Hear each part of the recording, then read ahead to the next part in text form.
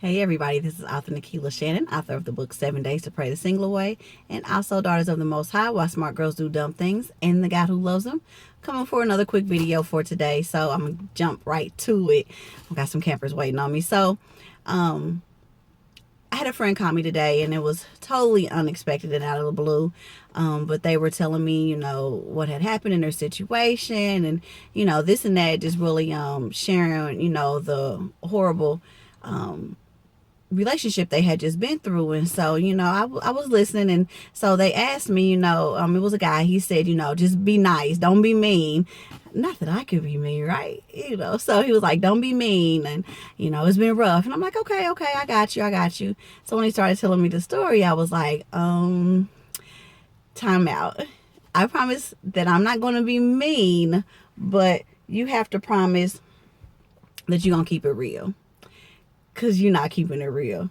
And so what was going on is and what we do a lot of the times is we'll tell a story and we'll talk about a situation that we have gotten our own selves into, and then we all of a sudden play victim. Oh, they were so horrible, and oh, they treated me so bad, and oh, they did this, and oh, they did that. And the characteristics that he's telling me of, and what he's telling me as far as some of the stories that he's giving me on what happened between the two of them, I'm like, you didn't see that beforehand?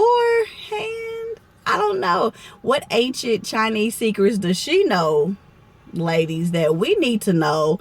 Because if you stuck around with all of that foolishness, it has to be a good reason.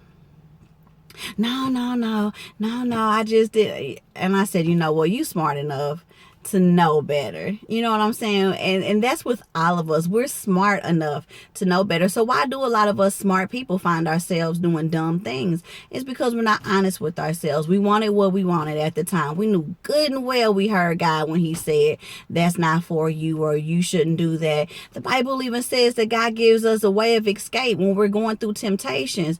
He even gives us a way out. And even in his situation, I knew when the way out was given. There was a couple of ways out that was given. There was a couple of exit ramps that he could have taken before he took the highway to hell. But he chose to stay on it because his flesh wanted what his flesh wanted. And so my encouragement to you today, and my challenge to you today, is to keep it real. Keep it real with yourself. I have to do it with myself. I have to have these strong conversations. Just like I have talks with you guys, I have those same talks with myself. Okay, now look, Nikki, stop playing victim. You knew good and well when you gave him your number, he was crazy.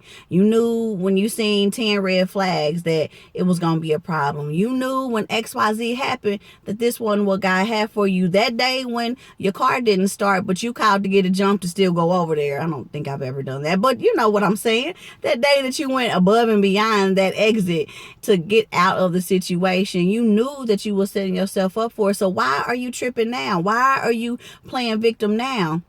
And it's like a victim is somebody who something happens to, but it keeps happening to them. Sometimes you hear about victims and they are a victim of, I don't know, child abuse, and a lot of the times they end up getting abused by multiple people in the family, or they grow up and then they end up in other abusive relationships. That's what I think about when I think about a victim. But a survivor is somebody that says, man, I went through that, but now I'm gonna learn from it, and now I'm gonna keep it moving. I grew and I survived and I kept it going. None of us out here are victims. All of us have the opportunity to really grow through our situations, to really come through our situations, and not just play victim, just, oh, woe is me, I don't know what had happened, because we got to put our hand. I don't know what had happened, and I don't know how I ended up in this situation. Well, yes, you do. You knew what it was when you first got into it. So let's be real with ourselves. Let's keep it honest with ourselves, and, let's keep it honest with each other. We know what's going on. So let's keep it real. So that way we don't find ourselves blaming God. God, why did you let this happen? God's like, I didn't just let it happen. You the one that stayed in it. I gave you 10 ways out and you didn't choose a one.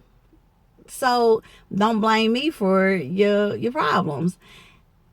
That's what we have to get out of. So you guys have an amazing day. And as you start to evaluate yourself, as you start to change your mindset and your situations, be real with yourself. If you can't be real with you, who else can you be real with? Well, you won't be real with anybody else, because you don't even value your own self enough to keep it real with yourself.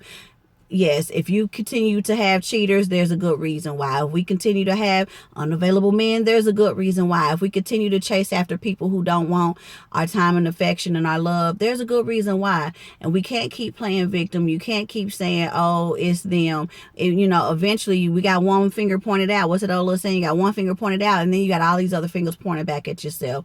What do you have that you can do, that you can change? What is it that you can do that you can change? What is it that you have in your power to do to change your situations? Amen. Keep it real, because I'm going to keep it real with you. You guys have an amazing day. This is author Nakilah, Shannon, author of the book 7 Days to Pray the Single Away, and also Daughters of the Most High, Why Smart Girls Do Dumb Things, and the God Who Loves Them. And you guys have an amazing day. Talk to you soon.